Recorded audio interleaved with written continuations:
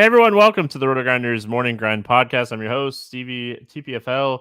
It's Thursday. It's June 29th. It is 2023. We have 5 games to talk about here on the main slate, the night slate, 7 o'clock start time. Joined today by Alex Sonty. Sonty, right? Alex, what's happening, my friend? It's Sonty. Yeah, close enough. Yeah, that's good enough. I'm How are doing you well. doing? Doing well. I was just saying my voice is a little scratchy because we've had the bad air quality in Chicago, but powering through. Yeah, hanging out watching some baseball here on Wednesday night. What's up, YouTube? Hope everyone's having a fantastic Wednesday night and doing a best ball draft. Richie says, yes, best ball. It's definitely that time of the year for me too. I've been digging in. I've been doing a lot of them, and I feel like my phone every 10 minutes tells me it's my pick again. I do slow drafts. I will enter like 25 to 50 slow drafts at a time, and then just let them come up on my phone and have my rankings and stuff set, and then I'll adjust stuff if I need to. But yeah, ready for this little 5-game slate. It's really interesting slate. We got course. I mean, we have a little bit of potential weather.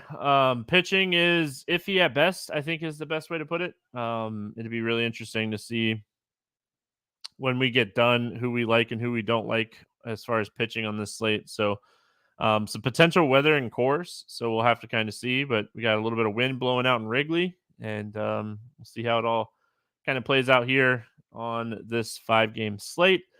If you haven't already, make sure you subscribe to the RotoGrinders Morning Grind YouTube page. Hit that notification button. Come join us. Hang out with us live. We're live right now, and you're not here if you're not listening live. All right, getting started here. We got San Francisco at Toronto. No total in this game. It sounds like it'll be Bassett for Toronto, and then everything I've read sounds like Stripling, but he might have an opener. He did get reinstated on Sunday. He hasn't pitched in over a month, so if it is an opener situation, I don't expect Stripling to go deep into this game anyway. Any interest here in Ross Stripling? Well, even if the Giants want Ross Stripling to go deep, I don't think he's going to go deep in this game because he sucks. And then I mean, I saw Ryan Walker on Fangraphs might be the opener. And then FanDuel, who knows what FanDuel? They don't even know what they're doing. They put Alex Wood in there, but no, I have no interest in Giants pitching. Yeah, I mean, even if it is Wood or Stripling or however they, kind of do this, I don't really have a ton of interest here in the San Francisco pitching. Bassett on the other side of this game, I mean, I feel like this is a broken record by now for me, Yeah. but he has been really good against right-handed hitters, and he continues to struggle big time with left-handed hitters. He's 9,600.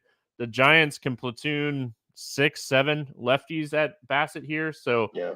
unless they go with a very right-handed lineup for some weird reason, no interest for me in Bassett here. No interest for me in Bassett. The Giants just have too many lefties, and we'll get to the bats on this, but there's no way a right-handed lineup comes out there. They're too Yeah, platoon conscious. I would be shocked. As far as the Giants bats, you always worry about pinch hit risk, but I mean, this is a great spot for Peterson, Conforto, Sobel, Wade. I mean, Crawford, Patrick Bailey at catcher who hits from both sides. Yeah, I mean, I like the Giants stack. This is a ballpark upgrade for them going into Toronto. I think this is a good stack spot for them against Bassett, especially all these left-handed hitters. The ballpark upgrade is huge for me, especially when you got a guy like Jock Peterson. And whenever I have 6 guys that I want to stack in an order, the rule for me is just to play everyone and play up them often. So I don't really think we need to dig like into the minutia of each and every hitter, because once you have 6 guys in a stack, like why not stack the other 2 guys with them, 2 or 3 guys with them? Yeah, for sure. I hear what you're saying. All right. Other side of this game, Toronto. I mean, if it's Wood or Stripling, I mean, it really looks like it's going to be like a bullpen type of game. Stripling is very hittable, low strikeouts, gives up power to both sides of the plate. Has really struggled with like reverse splits this season. What are your thoughts on the Blue Jays bats? Russ Stripling is giving up 2.78 homer per 9 and a 12.8% barrel rate. He's going to get smashed by everyone. I hate to say it again, but yeah, I would just play everyone for Toronto because Russ Stripling can't keep the ball in the ballpark. I mean, this was a problem with him when he was bad, and then he was okay, and then he was good for a short time, and now he's just really, really bad, worse than ever. Yeah, I mean, struggling with the long ball, and that's what that's what you're looking for at the end of the day when it comes to stacking in DFS. You're looking for guys that struggle with the long ball. So, ton of interest in this game overall. Definitely a game stackable game. A lot of different ways to approach this game in general. So, a lot of interest for me in this San Francisco and Toronto game. Moving on. I guess. Well, I Oh, do want to oh, note that Toronto isn't really striking out very much, and Stripling isn't striking anyone out. So there's going to be a lot of contact and a high quality of contact. oh yeah, gotta love that high quality contact. Milwaukee at New York facing the Mets. This game has an 8.5 total. The Mets are a 185 favorite. Scherzer and Hauser facing off against each other. I think by default, I guess we'll start with Hauser. Any interest in Hauser here? I don't hate it because he's 6,900, right? So I mean, when we go down this list and we go down the rabbit hole, there's really nothing much here. So the Mets, though they can put up a lot of runs and they don't strike out very much, they can also just hit a bunch of ground balls all game and get us just enough points, 10, 12 points to get us by. So do I have interest in him? No, I don't want to do it, but we're going to have to hold our nose and do something here. All right, sorry, I just got completely thrown off because Jonathan Scope entered the game as the pitcher in the Texas game. Sorry, but yeah, I don't have a ton of interest. I would be very happy with Josh Jung if he hits a home run off of Jonathan Scope right now. It'd be great. I need a Um, Jung, I need a Duran, I need a yeah, Garcia, and everybody. I need a Garver. Yeah, all these So guys. Anyway, back to Adrian Hauser. I don't have a ton of interest. Low strikeout team. I know it's a small slate. I hear what you're saying about getting us, 12 to 15 points. There's another guy in this range that I don't hate today. I don't love I think really we're on the anything. same guy, Yeah, I don't the love same anything. range. Yeah. Scherzer by default. I mean, he's the best pitcher on the slate. Gets a great matchup here against Milwaukee. He's going to be uber popular. The only thing that potentially keeps his ownership down is because we do have cores. We talked about that first game where there's some expensive bats. But I mean, when you're looking at this slate overall, it's not even close, I don't think. I think Scherzer is by far the best pitcher on the slate. Chris Bassett might be the second best pitcher on the slate, and we have no interest in him. Taiwan Walker is going to be pitching in a Wrigley wind game, and we're probably going to have no interest in him. But like you said, by default, Max becomes about number one guy.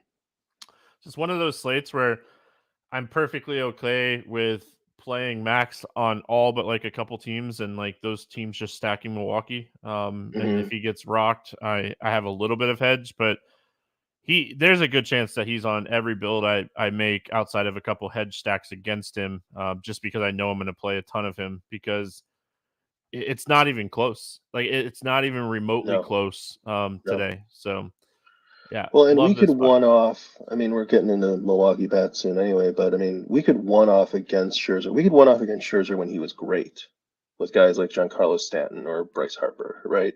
Now that he is declining slightly, we can definitely toss some one offs against him. Any power bats. Yeah, I mean, you can start us off here with Milwaukee. Which ones or would you be looking at here against Scherzer? Willie Adames is a guy who I'm always looking at because he tends to be more affordable.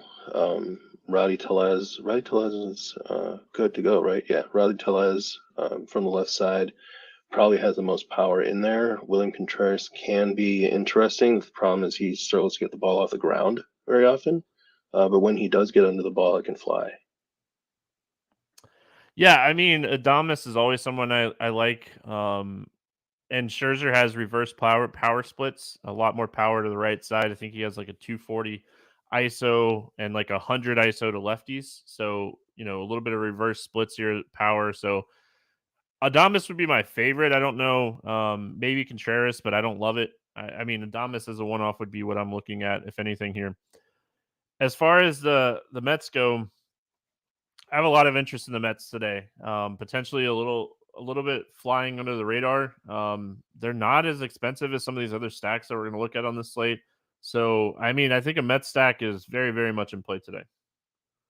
It's very much in play, but I'm cautious, and the reason why I have the mildest of interest in Hauser is his ground ball to fly ball ratio is immense. He has a very high contact rate, it's about 86%. But dating back to last year, it's about 140 innings. He's got a 1.62 ground ball to fly ball ratio. And the Mets can, when they are bad, they hit the ball on the ground a lot.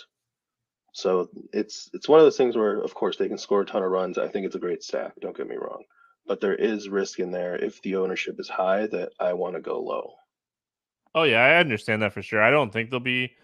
It's a 5-game slate. We're going to see some ownership for sure. I mean, just the thought of getting this like secondary stack with like Vogelbach, Batty, McNeil. I know they all have kind of struggled this year, but Hauser a lot worse against left-handed hitters. So just kind of getting these cheaper lefties in here. I mean, Vogelbach, the power is somewhere. It's not in the lineup this year. But we know he has power. He's 2,400. Yeah. So if I'm trying to make Scherzer and a big stack work, and I'm looking at maybe the Mets as like a cheaper secondary stack, I think that's where I have the most interest in them on this slate. A guy I tend to leave off in my Mets stacks is Lindor. He's great for cash games, but he doesn't have the bigger power that we're seeing from other shortstops at cheaper prices. He has like completely believed in this launch angle stuff this year, I feel like, and he's hit a little bit more home runs this year. We'll see if it continues. But it's still so early in the season. Houston at St. Louis. Hey, speaking of Houston, Altuve just hit Speaking a of Houston, 3-run home run. We got a lot of Cardinals fans that hang out and chat. They're not gonna like that one. I like it because I want the Cardinals to keep hitting. So this doesn't bother me, but have a pretty decent Cardinals stack going on Wednesday night. Houston at St. Louis. All the rambling, it's over. 9 total pick'em game. France, Wainwright going up against each other. Any interest here in JP France? I'm concerned with JP France because I feel like he was supposed to be better. He was supposed to get some more strikeouts than like 7 per 9, and I feel like his power prevention was supposed to be better than 1.52 homer per 9. But we've got 53 innings on the guy, and his xERA is at 4.39. The K per 9 is around 7, and the walks are right around 3. Like, there's nothing here saying that this is a major league pitcher right now. Yeah, the thing that I like about France is like how he can eat up some innings in this game. Mm-hmm. He's been reverse splits. If you look at like his pitch mix, he uses a lot of like a change ball cutter fastball combination, and he's actually been really good against left-handed hitters this year. He continues to struggle with righties. Well, I mean, the two best power bats in this lineup are probably Goldschmidt and Arenado.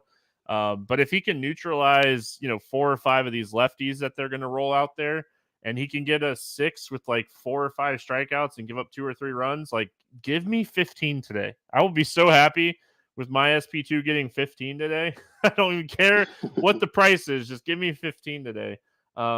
He's in the mix for me today just because I think he can get 15 at the end of the day. So we'll see how it works out. But I mean, it's not a ringing endorsement, but I don't really have an SP2 where I have a huge ringing endorsement for him. So Wainwright on the other side of this game just absolutely shellacked last time out against the Cubs. 7 earned runs, 3 innings, got just crushed in that game. He hasn't been great this year. His strikeout rate's around 11%. If we look at the last 30 days, it's closer to 18%. He's done a little bit better job here recently about limiting power. The Houston lineup is not as good as it has been in years past. Wainwright was the guy that I was going to talk about at 6,500. I don't love it, but again, I think he can go out and come close to 15 if he pitches okay in this game. I want to close my eyes and I don't want to watch the game. I just want to hope that he gets 15. I like Houston bats in this game as well. I don't trust any SP2, but he's cheap at 6,500. And I mean, Shaheen and Coors is the other guy, and we'll talk about him in a minute. But I don't mind Wainwright if we're just going to full on punt at 6,500. That was the other guy who I was thinking about too, and I think this is completely subjective because the objective data says run away from Wainwright, but we have seen old Wainwright, bad Wainwright, kind of bad Wainwright go 7 innings and strike out 5 guys against anyone. And if anyone can pull out 7 innings under that 8K price tag, under the 9K price tag, it might be Wainwright. Yeah, I mean, again, I don't love it. This game, listen, it's just this is one of those 5-game slates where if you're playing on FanDuel, everybody's playing Scherzer. If you're playing on DraftKings, no one feels good about their SP2. I mean, I feel like it's as simple as that. I That's don't feel like we simple. need to sugarcoat it. That's Talk a good Houston call. bats. I mean, Wainwright has struggled a little bit. Any interest in the Houston bats?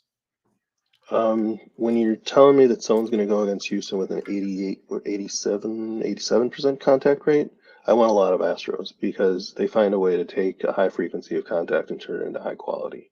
Altuve is on a big power surge right now. Kyle Tucker has not been a great power bet, but we know what he can do. So those are the 2 guys who I'm pretty much starting with. And then if I have to go down, into the barrels into like even Maldonado, I'll do it just to make a stack work. Yeah, I think it's a stack spot for me. Again, I don't love. I'll be rotating like my 3-entry max SP2s. I'll probably play Scherzer on all 3, and then kind of just rotate 3 different SP2s, and could definitely see myself playing Wainwright on the team and stacking Houston on another team. Same thing goes with like France. I could see playing him and Arenado. He left the game Wednesday night with back tightness, so he might not even be in this game. He might sit this game, so might be even a better matchup for France. But don't mind the Cardinals here; they're cheap. I talked about it yesterday. They're very cheap. Yeah, just the price. I mean, if we're trying to get Wainwright and Dodgers or Max Scherzer and Dodgers, this is a secondary stack I think you can look at today. Well, there's also, we mentioned the righties. There's Paul DeJong. He might get a bump up in the order if Arenado's out, but it doesn't matter with him. That guy, when he gets one served up and he gets under it can fly. Goldschmidt, we know what Goldschmidt is. He doesn't have the legs that he used to, but he's still a great power bat. He's still got a lot of doubles power too. And when that order gets rolling, that order gets rolling. All right, moving on. We got Philadelphia at Chicago taking on the Cubbies. 9.5 total in this game. Philly's a 125 favorite. Hendricks and Walker facing off. It looks like 8 to 10 mile an hour winds blowing dead center in Wrigley. I'll see what Roth has to say. I'm not a weather person. 81 or 82 degrees, one of the hotter games that we have on this slate. So, yeah, good hitting weather in Chicago is what it looks like here. Any interest in Tajon Walker at 8,800? I rarely have interest in him in neutral conditions with the wind blowing out. I'm not touching him. Yeah, I want to kind of see what we're going to be looking at weather-wise. I feel like the Cubbies are slumping a little bit here recently. We're not getting a ton of production from the bottom half of this lineup, and Tajon Walker, as bad as he is, has not been pitching terribly here recently. He's gotten really lucky. He hasn't. Really lucky. But if we can have I just need another lucky game. Just go out and throw another lucky game. I don't care. I don't care how you get there. You could have a 100 BABIP. If you score 20 points from me, I will be super happy. I don't want to play Tajon Walker, but I might. It's more of like the Cubs lineup has been really, really struggling. You just look up and down this lineup; it's been struggling recently. So we'll see how it pans out. But I think Tajon Walker is okay depending on weather. Kyle Hendricks on the other side of this game. This is a guy I just don't want to play. He has no strikeout ability whatsoever anymore. It's just gone. He has a strikeout ability. What has come down to the home runs, because he was giving up about 1.5 per 9. I think was it last year, and now he's down to like 0.26, and his barrel rate's down to 7.3. Where I can't trust Hendricks. Forget the wind, like throw the wind out the window, but just a point on Hendricks in general. He's giving up a lot of fly balls, and that's something that was never a problem for Kyle Hendricks. So if you ask me, what do I believe more, the 7.3 barrel rate or the 0.26 home run rate? I believe the 7.3% barrel rate, and I think that regression is going to come probably today with the wind blowing out. Yeah, and I mean he's just trying to rely as much as he can on like the sinker and try to generate ground balls. It's just not there as much this year. So um, I don't like It Hendricks. wasn't there last year. I Yeah, mean the fly balls started to go up last year. they did. Yeah, I think he ended the season like 28% last year. So all right, bats here for Philadelphia. Could they go lower owned here just because they're kind of pricey? And I mean, we're going to talk about the Dodgers. The Dodgers are in a dream spot. Chase Anderson stinks. Um, the Dodgers are in a phenomenal spot. Could we potentially see the Phillies go a little lower owned and potentially be like the best pivot off the board of the Dodgers? I think so, especially in single entry because you can't pair them with the Dodgers. It's Well, going to you be very can. You well. just You say, I'm can. not playing I mean, Scherzer. you Good can luck with that. you can play Wainwright Hauser. There you go. Yeah. You can play Dodgers and Phillies. But if Oh, you want to play doesn't that Max, just sound terrible? Like rolling off your tongue? Like, makes me oh, wonder what year it is. How many uh, kids do I have? I think I only have yeah. one kid in that era. Um, but no, I mean I love the Phillies. Anytime there's Wrigley win game, I'm all about it. As I said, Kyle Hendricks is a fly ball pitcher now. He's a fly ball leaning pitcher right now. So it's everything looks good for the Phillies. I think it's a magical spot for them. I did not realize we were talking about it pre-show, but I did not realize that Dane Dunning was still pitching. We talked about him dominating, but I did not realize he was still pitching. He is 1 out away from a complete game shutout, and I hope I didn't just jinx him. Cubs bats here. Any interest in the Cubs going up against Walker? Sure. I mean, one thing, the lineup has not been as powerful as it should be when you have bats like Happ and Suzuki and Morel gets in and out of there and Wisdom gets in and out of there and Swanson. I mean, these are powerful bats that should be hitting a lot of home runs and that Walker can get a lot of ground balls. I think I'm talking myself into Taiwan Walker for like Get lucky, $8,800 here. baby. Just But get lucky. he is getting ground balls. So, if they don't get the ball up in the air, the Wrigley win doesn't matter. Listen, I just need him to get lucky one more time. I'm not by any means. I don't want anyone to, at me, tweet me, DM me. I am not sitting here saying I think Tajon Walker is a good pitcher. I feel like he's gotten very lucky, and I need him to do it one more time. We'll see. One more time. Just one more time. And the Cubs bats have helped. If I'm playing Cubs, it'd be Morel, Happ, Tauchman. Bellinger has been awful, Awful. since coming back. So, and Suzuki's banged up right now. So, like, if Suzuki is out of the lineup again, that takes another one of their like low strikeout hitters out of the lineup. Like, I mean, I might talk myself into more Walker here, but if you're playing Walker Scherzer, it's expensive. But I mean, just give me 2 punt bats if I can get the production from my pitching. I feel like it might work out. So. I mean, There's just some. clicking around Phillies, Cardinals with Max and Walker is not impossible. There you go. All right, we finish it out in cores. Some potential weather. We'll see what Roth has to say. 12 and a half. 12 and a half total. Shaheen and Chase Anderson facing off against each other. What are your thoughts here on Emmett Shaheen? This kid threw like 15 strikeouts per 9 innings in the minors. I think he also threw like 4 walks. The guy's got a great fastball. It's a 60 grade fastball.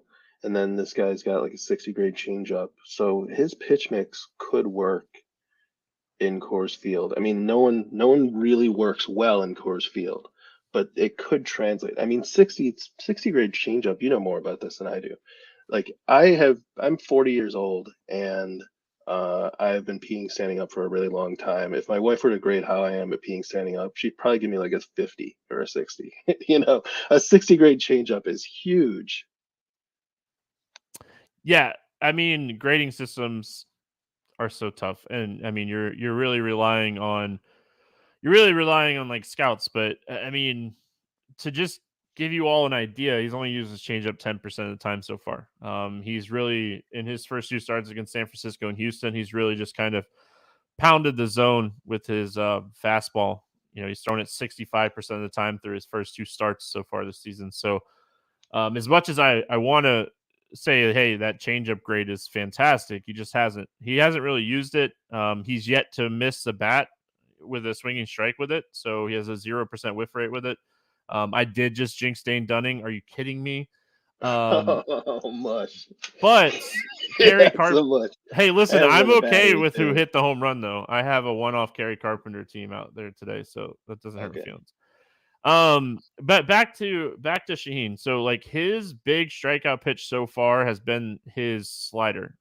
So that's not going to be affected as much in cores. Cores with the elevation will generate less downward movement. So sinkers, change ups, stuff like that, cutters, they're going to get affected more than a slider and a fastball. So Okay. I don't hate Shaheen in this spot. I like as of right now, like what I'm thinking, just to give everybody an idea, Scherzer on all three, Walker on one, Shaheen on one, and maybe Wainwright on one, or it'd be I'm Wainwright or Fance. It'd be one of those two guys from that game, I think. Unless I go to Shaheen, and I might do that just because I do think the Rockies lineup is not good. It's cores, and it's 12.5 is such a scary number. This young kid has talent. He's a big prospect. We've talked about him a couple times already. I've went into detail on why I think he's a big prospect, but so far so good. Fly ball rate is super scary, especially in this ballpark. That's my only concern. and Colorado strikes out a lot. There's a big strikeout pitcher against a team that strikes out a lot. Yeah, we might finally see like his strikeout upside in this game. If this game was in LA, he'd be my favorite pitcher on the slate, not named Max Scherzer for what it's worth. Without So, a doubt. all right. We're not playing Chase Anderson. I could build 500 teams and I still wouldn't play Chase Anderson on this 5-game slate. No. If it were a 2-game slate, I would not play Chase Anderson. 3 home runs, 9 earned runs, 10 hits last time out against the Angels. That's when the Angels won 25-1. I wouldn't be shocked if this is the last time we see Chase Anderson start. Ever. Dodgers, great spot. Fantastic spot. Everybody that cracks the lineups in play. I mean, highlighting some of the cheaper bats to look for in the lineup: Peralta, Hayward, Muncy is expensive. Outman. Any of these cheap guys crack the lineup. Michael Bush did get optioned to AAA the other day, so we lose like the potential $2,500 Michael Bush, but hoping that Vargas, Peralta, Outman, Hayward crack the lineup, and we get a few of these 3K guys and just build out 2 or 3 of these big expensive bets. James Outman especially, because James Outman has a lot of power, and Chase Anderson gives up a lot of power. And I was telling Al mea culpa this. I said maybe we should be a little careful not stacking too hard against Chase Anderson because he's not a fly ball pitcher anymore. It doesn't matter. He's just still terrible because when they get under the ball, it just flies out of the ballpark. Yeah, he's just so bad. So bad. Is there any Rockies bats that you like here?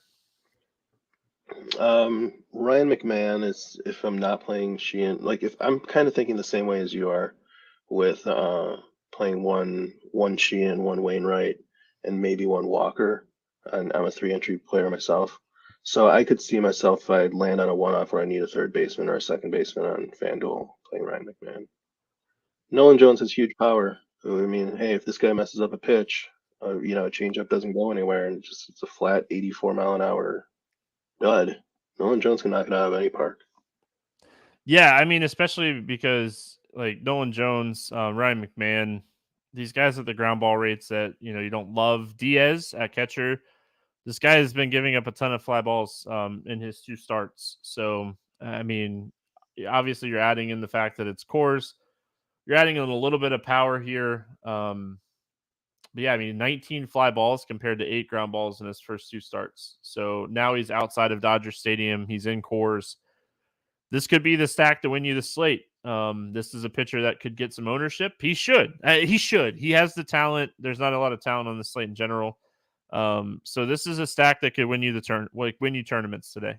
Nolan Jones would be my favorite. Love that call. Ryan McMahon would be my second favorite. And really like CJ Crone, righty, Gritchick, righty, like all those guys. Love the power bats here that, can get the ball up in the air because that's where he struggled.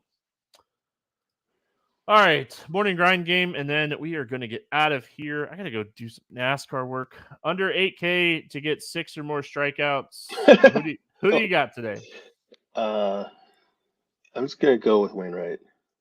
All right, I'm going to go Shaheen. Over 8K to score under 15. There's 4 guys. Who do you got? We'll go Bassett. Dude, Bassett's going to get ownership today. That is one thing I'm super excited about on this slate. I'm really excited. Yeah, I mean, we're going to get there, but yeah, I'm pretty excited. I'm going to go France.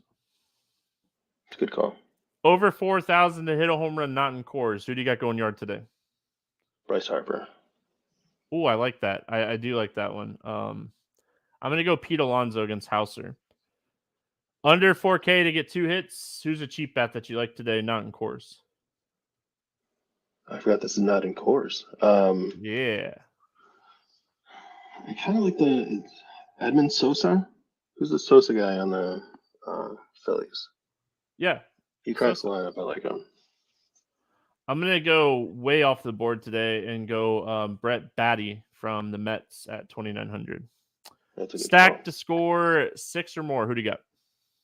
Giants. Oh, I like that. I do. Give me the Phillies. I love the spot for the Phillies. So, yeah, on the Phillies today. And Domingo Germán. I hope everyone did not listen to me yesterday. He is dominating, and I was wrong. Alex, any final thoughts before we get out of here? No. Jordan is a GOAT. See you, Dean. There you go. Hope everyone has a fantastic Thursday. We'll be back Friday talking some more baseball. Good luck, everyone. We'll see you then. Thank you, CB.